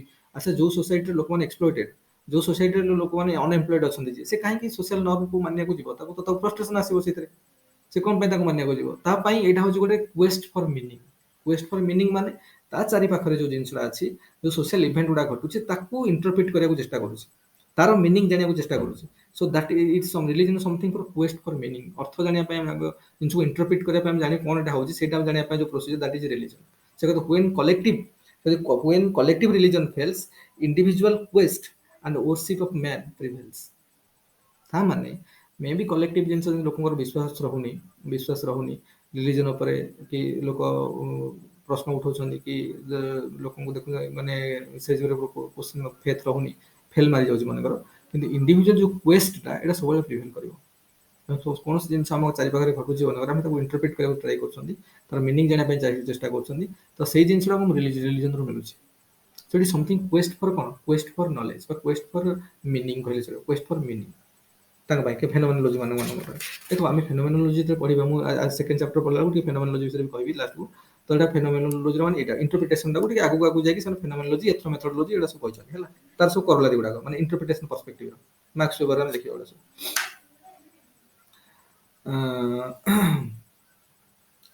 ସେ କହିଲେ ତାପରେ ଆଉ ଯୋଉ ଥିଲେ, ଯୋଉ ଆଉ ଜଣେ ଥିଲେ, ତାଙ୍କ ନାଁ ହଉଛି ରଡନି ଷ୍ଟାର୍କ, RODNEY ରଡନି ଷ୍ଟାର୍କ। ସେ କହିବା କଥା ଯେ ଖାଲି ଯେ ରିଲିଜନଟା ପ୍ରମୋଟ କରୁଛି ୟୁନିଟ କି ସେଇଟା ନୁହଁ, ଏଟା ଡିଭାଇଡ ବି କରୁଛି। ତେଣୁ ଆର ବହୁତ କଣ ମାନେ ଫଙ୍କସନାଲ କ୍ୟାରେକ୍ଟର ଅଛି ଆଉ ନନ୍ ଡିସଫଙ୍କସନାଲ କ୍ୟାରେକ୍ଟର ବି ଅଛି। ରିଲିଜନର ବହୁତ ଫଙ୍କସନାଲ କ୍ୟାରେକ୍ଟର ବି ଅଛି ଆଉ ଡିସଫଙ୍କସନାଲ କ୍ୟାରେକ୍ଟର ବି ଅଛି। କେମିତି? ମନେକର ରିଲିଜନ ଯୋଉ, ନୋ ଡାଉଟ ରିଲିଜନ ଯୋଉ ଆମ ଭିତରେ ଗୋଟେ ପ୍ରମୋଟ ହଉଛି, ସଲିଡାରିଟି ଆସୁଛି, ଗୋଟେ ୟୁନିଟି ଆସୁଛି, ଯେ ଆମେ ଗୋଟେ ପର୍ଟିକୁଲାର ରିଲିଜନ ମାନେ ଆମ ଭିତରେ ଗୋଟେ ୟୁନିଟି ଆସିଲା। କିନ୍ତୁ ବେଳେ ବେଳେ ସେଇ ରିଲିଜନର ମିସ୍ ଇଣ୍ଟରପ୍ରିଟେସନ ପାଇଁ କଣ ହଉଛି ନା ଏଇଟା ଡିସଫଙ୍କସନ କ୍ରିଏଟ କରୁଛି, ଲୋକମାନଙ୍କ ଭିତରେ କନଫ୍ଲିକ୍ଟ ବି ଆସୁଛି, ଲୋକମାନଙ୍କ ଭିତରେ ଦ୍ୱନ୍ଦ୍ୱ କ୍ରିଏଟ ହଉଛି, କମ୍ୟୁନିଟି ଭିତରେ କନଫ୍ଲିକ୍ଟ ହେଉଛି। ସେ ଭିତରେ ନେଇକି ଦେଖିବ କାଫି ଯୋଉ କମ୍ୟୁନାଲ ହାରମୋନିରେ ବ୍ୟାଘାତ ଆସୁଛି, କମ୍ୟୁନାଲ ଟେନସନ୍ସ ଆସୁଛି, ବିଭିନ୍ନ ମବ ଲିଞ୍ଚିଂ ଠୁ ଆରମ୍ଭ କରିକି ଟେରୋରିଜିମ ଠୁ ଆରମ୍ଭ କରିକି ବିଭିନ୍ନ ମାନେ ଲେଫ୍ଟ ୱିଙ୍ଗ ଏକ୍ସଟ୍ରିମିଜିମ, ଏଇସବୁ ଇନସିଡେଣ୍ଟ ଗୁଡାକ ଦୋଜ ଆର୍ ଦ ସୋସିଆଲ ଇଭେଣ୍ଟସ ନା, ଏଇସବୁ ଇଭେଣ୍ଟସ ଗୁଡା ଘଟୁଛି। ଆଉ these are the what dysfunctions of religion. Islamic terrorism କହୁଛନ୍ତି, ଇସଲାମିକ ଟେରୋରିଜିମ तो थोड़ी Islam as religion is very pure and sacred, किंतु सेठी Islam as a religion is very pure and sacred like other religion. किंतु जो इस्लाम की terrorism करता माने इस्लाम रो जो इंटरप्रिटेशन को लोग अलग वे कर निजर निजर वेस्टर्न इंटरेस्ट पाई निजर प्रॉफिट अनुसार जो बा निजर यूटिलिटेरियन सोच को बा यूटिलिटेरियन माइंडसेट को प्रोपेल करिया को जे लोग जो जिंसटा करछन ता माने that is a kind of dysfunction in religion. जो लोक माने निरीह लोक जो माने जानि परना मनकर जो मानकर कोन এই ସବୁ ଜିନିଷ ପ୍ରତି ବା ଏତେ ଡେପ୍ଥ ନଲେଜ ନାହିଁ କି ଏତେ ମ୍ୟାଚୁରିଟି ନାହିଁ, ତାଙ୍କ ମାଇଣ୍ଡକୁ ମାନେ କ୍ୟାପଚର କରି ନେଉଛନ୍ତି, ସେଇ ତାଙ୍କର ଏଇ ଫୋଲ୍ଡକୁ ପଳେଇ ଆସୁଛନ୍ତି। That is something dysfunctions of religion. ତେଣୁ ନୋ ଡାଉଟ ରିଲିଜନର ଫଙ୍କସନ ତ ଅଛି, କିନ୍ତୁ ଡିସଫଙ୍କସନ୍ସ ବି ଅଛି ରିଲିଜନର। ସବୁବେଳେ ଯେ ଏଟା ସୋସିଆଲ ସଲିଡାରିଟିକୁ ପ୍ରମୋଟ କରୁଛି ଏଟା ନୁହଁ, ଇଟ୍ is creating division in society. କିଏ ସେ? ରଡନି ଷ୍ଟାର୍କ କହିବା କଥା। ତେଣୁ ଏଇଟା ସବୁ ଜିନିଷ ଏଭଳିଆ ହେଉଛି, ତାମାନେ ଏଇ ଯୋଉ ଡିସଫଙ୍କସନ ହେଉଛି ସମଥିଙ୍ଗ କଲ୍ଡ ପ୍ରୋଫେନ୍। କାରଣ ପ୍ରୋଫେନ୍ଟା ସବୁବେଳେ ୟୁଟିଲିଟେରିଆନ୍ ଇନ୍ ନେଚର, ନିଜର ପର୍ସନାଲ ଗେନ୍ ପାଇଁ, ପର୍ସନାଲ ବେନିଫିଟ୍ ପାଇଁ, ନିଜର ୟୁଟିଲିଟି ପାଇଁ, ନିଜର ଉପଯୋଗିତା ପାଇଁ ଆମେ ଯୋଉ ଜିନିଷ ଗୁଡା କରୁଛେ ଦ୍ୟାଟ୍ ଇଜ ହ୍ୱାଟ ପ୍ରୋଫେନ୍। ତାର ୱାଇଡର ବା ନୈତିକତା ମୂଲ୍ୟବୋଧ ପାଇଁ ସୋସାଇଟିର ବା ସାମୂହିକ ନୈତିକ ମୂଲ୍ୟବୋଧ ଯୋଉ ରହିଛି ତା ପ୍ରତି ତାର କୌଣସି ପ୍ରକାର ଆଟାଚମେଣ୍ଟ ନାହିଁ, କନସିଏନ୍ସ କଲେକ୍ଟିଭ ପ୍ରତି ସେମାନଙ୍କର କୌଣସି ଅନର ନାହିଁ। they are deviating from it for their personal gain, personal profit, personal utilitarian କ'ଣ inclination। ତେଣୁ ସେଥିପାଇଁ ସେମାନେ କ'ଣ କରୁଛନ୍ତି ନା ସେ ଜିନିଷ ଗୁଡାକ ତାଙ୍କର ସେଟାକୁ ଆମେ ପ୍ରୋଫେନ୍ କହିବା। ହିମାଳୟ ଦରଖାଇ ଗଲା ତେଣୁ ଇଏ କହିଲେ ତାର ଡିସଫଙ୍କସନ ବି ଫଙ୍କସନ ଅଛି ସବୁବେଳେ ଯେ ଏଇଟା ରିଲିଜନଟା ଗୋଟେ ସୋସିଆଲ ସଲିଡାରିଟି ବା ସୋସିଆଲ ଫ୍ୟାବ୍ରିକ ଷ୍ଟ୍ରେନ୍ଥେନିଂ କରୁଛି ସେଇଟା ନୁହଁ ଇଟ୍ ଇଜ କ୍ରିଏଟିଂ କ'ଣ ଡିଭିଜନ ଅଲସୋ ଦେଖ ଏତେ ଜିନିଷ ଆମେ ଯେତେବେଳେ ମନେକର ରିଲିଜନ ବିଷୟରେ ପଢିବ ଆମେ ରିଲିଜନ ତ କିଛି ଜିନିଷ ଲେଖିଲେ ନୋ ଡାଉଟ୍ ହେଲା କିନ୍ତୁ ରିଲିଜନର ଯୋଉ ଏଇ ଯୋଉ ଇଏ ଗୁଡାକ କ'ଣ ଯୋଉ ରିଲିଜନର ଏଇ ଯୋଉ କିଛି କିଛି ଜିନିଷ ଗୁଡାକ ଯୋଉ ଆମର କ୍ରିଟିସିଜମ କିଛି କିଛି ଲୋକ କରୁଛନ୍ତି ସେ ଜିନିଷ ଟିକେ ଲେଖିଦେବା କ୍ରିଟିସିଜମ ଜଣେ ଦି ଜଣ କ୍ରିଟିସିଜମ ମ୍ୟାକ୍ସିମମ୍ ତିନିଟା ମନେ ରଖିବ ସବୁବେଳେ ତିନି ଜଣଙ୍କର ଷ୍ଟେଟମେଣ୍ଟ ମନେ ରଖିବ ଗୋଟେ ଗୋଟେ ଲାଇନ୍ ମନେ ରଖିବ ଏମାନେ ଏତେଟା ଡିସ୍କସନ କରୁଛନ୍ତି ଆମର ବହୁତ ଟାଇମ୍ ଅଛି ବୋଲି ଗପରେ ଡିସ୍କସନ କରୁଛନ୍ତି ପରୀକ୍ଷାରେ କାହିଁ ସମୟ ଏତେ ପରୀକ୍ଷାରେ 3 ଘଣ୍ଟା ସମୟ ଏତେ ଜିନିଷ ଲେଖିବାର ଟାଇମ୍ ନାହିଁ ନେଲା କିଛି ଜିନିଷ ଜାଣିଥିଲେ ମାଇଣ୍ଡରେ ପଶିଥିଲେ କି ସେଇ ସମୟରେ କିଛି ମନେ ପଡିବ ଦେଖ ପରୀକ୍ଷା ହଲରେ ବହୁତ ସ୍ପିଡରେ ହାତ ଚାଲିଥିବ ମୁଁ ତମକୁ କହୁଛି ଗ୍ୟାରେଣ୍ଟି ମାନେ ଏକ୍ସପିରିଏନ୍ସରୁ କହୁଛି ଆମେ ଯଦି 1000 ଜିନିଷ ବି ଜାଣିଥିବା ଆମେ ସେଥିରୁ ମାନେ ଆମେ ଯେତେ ଜିନିଷ ଜାଣିଥିବାର ତାର ମିନିମମ୍ ଦେଖ 2% ଖଣ୍ଡେ ପରୀକ୍ଷା ଖାତାରେ ରିପ୍ରେଜେଣ୍ଟ ହବ କି ନାହିଁ ଆମେ ବହୁତ ଜିନିଷ ଜାଣିକି ଯାଇଥିବା ପରୀକ୍ଷାରେ ପଢିକି ଇଏ କରିକି ସେ କରିକି ତାର ଅଲରେଡି ତ ମାନେ ବହୁତ ପରୀକ୍ଷା ଦେଇ ସାରିବଣି ସ୍କୁଲ ଆଜି ପର୍ଯ୍ୟନ୍ତ ଆମେ ଯେତେ ପଢୁଛନ୍ତି ସବୁ ଥୋଡ଼ି ଦରକାର ହଉଛି ନା ସବୁ ରିପ୍ରେଜେଣ୍ଟ କରିପାରୁଛୁ ନା ସବୁ ପରୀକ୍ଷାରେ ଆସୁଛି ବୁଝୁଛ ନା ନାଇଁ ତେଣୁ ଯେତେ ଜିନିଷ ଆମ ପାଖରେ ନଲେଜ ଅଛି ତାର 2% ଖଣ୍ଡେ ବି ଆମେ ପରୀକ୍ଷା ଖାତାରେ ରିପ୍ରେଜେଣ୍ଟ କରୁନଥିବା ହାର୍ଡଲି 2% ଖଣ୍ଡେ ରିପ୍ରେଜେଣ୍ଟ କରୁଥିବା ପରୀକ୍ଷା ଖାତାରେ ବୁଝୁଛ ନା ନାଇଁ ତେଣୁ ସେଥିପାଇଁ ମୁଁ କହିବା କଥା ଯେ ଆମେ ଯେତେ ଜାଣିଥିବା ବହୁତ ଜିନିଷ ଜାଣିଥିଲେ କିଛି କିଛି ଆମକୁ ହେଲ୍ପଫୁଲ ହବ ଲେଖିବା ପାଇଁ ହେଲା ତ ବର୍ତ୍ତମାନ ଆମର ରିଲିଜନ ଚାପ୍ଟର ଦି ଏଣ୍ଡ ହେଲା ଦରଖାଇମ୍ ସରିଗଲା ଇମାଇଲ ଦରଖାଇମର ମୁଁ ନୋଟଟା ତ ବନେଇ ପାରିନି ଆଉ ଟିକେ ଟିକେ ଅଛି ବନେଇ ସାରିଲା ମୁଁ ପଠେଇବି ତାପରେ ଆର ନେକ୍ସଟ ଚାର୍ଟ ହବ କ'ଣ ନେକ୍ସଟ ଥିଙ୍କର ଆସିବେ ଆମର କିଏ ସେ ଠିକ ରେ ମ୍ୟାକ୍ସ ୱେବର ହେଲା ମ୍ୟାକ୍ସ ୱେବର ମ୍ୟାକ୍ସ ୱେବରଙ୍କର ଆମେ ପଢିବା ମ୍ୟାକ୍ସ ୱେବର ବହୁତ ଟାଇମ ଲାଗିବ ସେଇଭଳିଆ ଆମେ ଆସ୍ତେ ଆସ୍ତେ କରିବା ତମକୁ ଯାହା ହଉଛି କ୍ଲାରିଟିରେ ବୁଝ ସେଥିପାଇଁ ମୁଁ ବି ଯୋଉ ପଢଉଛି ସାରଙ୍କ ନୋଟ୍ସରୁ ପଢଉଛି କୋଉଠୁ ମହାପାତ୍ର ସାରଙ୍କ ନୋଟ୍ସରୁ କାରଣ ମୋ ମତରେ ମହାପାତ୍ର ସାରଙ୍କ notes the best in India ତାଙ୍କର ଥିଙ୍କର୍ସ ପାର୍ଟ ମେନଲି ପଢିବା ପାଇଁ ଆଉ କେହି ବେଟର ବେଷ୍ଟ ନାହାନ୍ତି ଇଣ୍ଡିଆରେ ତାଙ୍କର ହେଲା ତେଣୁ ବେଷ୍ଟ ଯେତିକି ଜିନିଷ ଲେଖା ହେଇଯାଇଛି ନା ଅଲ୍ଟିମେଟ ଲେଖା ହେଇଯାଇଛି ଆଉ କିଛି ନାହିଁ ଏତିକି ଜିନିଷ ୟୁପିଏସସି ପାଇଁ ବି ସଫିସିଏଣ୍ଟ ଓପିଏସ୍ ତ ଛାଡ଼ ୟୁପିଏସସି ପାଇଁ ବି ସଫିସିଏଣ୍ଟ ଏତିକି ଜିନିଷ ହେଲା ତେଣୁ କୌଣସି ୟୁପିଏସସିର ସୋସିଓଲୋଜି ଅପସନାଲ ନେଇଥିବା ପିଲାଙ୍କୁ ଦେଖ ମ୍ୟାକ୍ସିମମ୍ ପିଲାଙ୍କୁ ଦେଖିବ ମହାପାତ୍ର ସାଙ୍ଗ ନୋଟ୍ସ ପଢିଥିବେ ନୋ ଡାଉଟ୍ ଥିଙ୍କର୍ସ ପାର୍ଟ ଅଲଗା ଗୁଡ଼ା ସେ ଅଲଗା କୋଉଠୁ ପଢିଥିବେ ଅଲଗା କଥା କିନ୍ତୁ ମହାପାତ୍ର ସାଙ୍ଗ ନୋଟ୍ସ ଥିଙ୍କର୍ସଟା ପଢିଥିବେ ତେଣୁ ଥିଙ୍କର୍ସଟା ଅଲ୍ଟିମେଟ ଲେଖା ହେଇଛି ମହାପାତ୍ର ସାଙ୍ଗ ନୋଟ୍ସ ବହୁତ ବଢିଆ ଲେଖା ହେଇଛି ତେଣୁ ସବୁ ଜିନିଷ ଟିକେ ଟିକେ କଭର ହେଇଯାଇଛି ଆମକୁ ଆଉ କ'ଣ ଦରକାର ଗୋଟେ ପିଲାକୁ ଯେ ସିଭିଲ ସର୍ଭିସ ପାଇଁ ପ୍ରିପେୟାର ହେଉଛି ତାକୁ ଆଉ କ'ଣ ଦରକାର ଟିକେ ଟିକେ ଜିନିଷ ଜାଣିଥିବ ଥିଙ୍କର୍ସ ଫିଙ୍କର୍ସ ଗୋଟେ ଷ୍ଟେଟମେଣ୍ଟ ଜାଣିଥିଲେ ହେଲା ଆଉ ବୁକ୍ରେ କେତେ ପଢିବ ଆଉ କ'ଣ କ'ଣ ଲେଖା ହେଇଥିବ ଏତେ ଜିନିଷ ପଢିବ କି ତେଣୁ ଏତିକି ଆମର କାମ ହେଇଗଲା ଥିଙ୍କର୍ସ ପାଇଁ କିଛି ବହି ନ ପଢିଲେ ବି କିଛି ଯିଏ ପଢିବା ପାଇଁ ଚାହୁଁଛ ଟାଇମ୍ ଅଛି ଆହୁରି ଫାଉଣ୍ଡେସନ ଷ୍ଟ୍ରଙ୍ଗ କରିବାକୁ ପଢିବ ଯେତେ ପଢିଲେ ସେତେ ଭଲ କିନ୍ତୁ ଏତେ ଜିନିଷ ଆମକୁ ଆବଶ୍ୟକତା ନାହିଁ ଓନ୍ଲି ମହାପାତ୍ର ସାର୍ ନୋଟ୍ସ ଆଉ ମୋ ନୋଟ୍ସ ମୁଁ ଯୋଉ ବନେଇବି ସେତିକି ହେଇଗଲେ ବି କାଫି ହେଇଯିବ ହେଲା ଆଉ ମୁଁ ଯୋଉ ବନେଇବି ଆଙ୍କଠୁ କିଛି ସେଠୁ କିଛି ଏଠୁ ସେଠୁ ଟିକେ କଲେକ୍ଟ କରି ବନେଇବି ବୁଝୁଛ ନା ତେଣୁ ଏଇଟା ସବୁଠୁ ବେଷ୍ଟ ହେଇଯିବ ଆଉ ଦରକାର ନାହିଁ କିଛି ଥିଙ୍କର୍ସ ର କିଛି ଦରକାର ନାହିଁ କହିଲି ଆଉ 5ଟା ଥିଙ୍କର୍ସ ଖାଲି ମହାପାତ୍ର ସାର୍ ନୋଟ୍ସ ପଢିଲେ କାଫି ମୋର ଦାନ୍ ସଫିସିଏଣ୍ଟ ହେଲା ଏତିକି ହେଇଗଲା ତାପରେ ଆମେ ଏଇଟା ସରିଲା ଯେ ତାପରେ ଆମେ ଷ୍ଟାର୍ଟ କରିବା ନେକ୍ସଟ କ୍ଲାସରେ ମ୍ୟାକ୍ସ ୱେବର ହେଲା ଆଉ ଯୋଉ ପଢିବା ରବିବାର ପାଇଁ ଟିକେ ପ୍ରିପେୟାର ହଉଥା ରବିବାର ଟେଷ୍ଟ ପାଇଁ ହେଲା ଆଉ ମୁଁ ଆର ନୋଟ୍ସଟା ବନେଇକି ଦେବି ଏପର୍ଯ୍ୟନ୍ତ ଲେଖା ହେଇନି ଲେଖା ହେଇଛି ଯେ ସବୁ ସରିନି ବନେଇକି କିଛି ଏଇଥିରୁ ବି କିଛି ପଏଣ୍ଟସ ଇନକ୍ଲୁଡ କରିବାର ଅଛି ଯୋଉ କ୍ଲାସରୁ ଅଲଗା ଆଡୁ କାରଣ ବହୁତ ଜିନିଷ ଲେଖିଲେ ବହୁତ ବଡ ହେଇଯାଉଛି ମୁଁ ସବୁଗୁଡା ଲେଖୁନି କିଛି କିଛି ମେନ୍ ମେନ୍ ଜିନିଷ ଦେଖିବା ଟ୍ରାଏ କରିକି ଲେଖୁଛି ବାକି ତମେ ମହାପାତ୍ର ସାଙ୍ଗ ନୋଟ୍ସ ବି ଥରେ ପଢିବ 5ଟା ଥିଙ୍କର୍ସ ଖାଲି ସେଇ ନୋଟ୍ସରୁ ପଢା ବାକି ଗୁଡା ସବୁ ଅଲଗା ଗୁଡା ପଢିବା କିନ୍ତୁ ଥିଙ୍କର୍ସ 5ଟା ସେଇଥିରୁ ପଢା ଆଟଲିଷ୍ଟ ହେଲା କିନ୍ତୁ କିଛି ଡରିବାର ନାହିଁ ମୁଁ ସବୁ ନୋଟ୍ସ ଦେବି ଯଦି ନୋଟ୍ସ ଗୁଡ଼ା ମୁଁ ଦେଇଦେବି ଲେଖିକି ସେଟା ହେଲ୍ପଫୁଲ୍ ହବ କିନ୍ତୁ ଏବେ ପଢୁଥା ସେଗୁଡ଼ା ବି ପଢିଲେ ବେଟର କାରଣ ସେଇଥିରୁ ବି ମୁଁ ବନେଇବି ନୋଟ୍ସ ଆଉ ସେଗୁଡ଼ା ହିଁ ମୁଁ ପଢଉଛି କ୍ଲାସରେ ହେଲା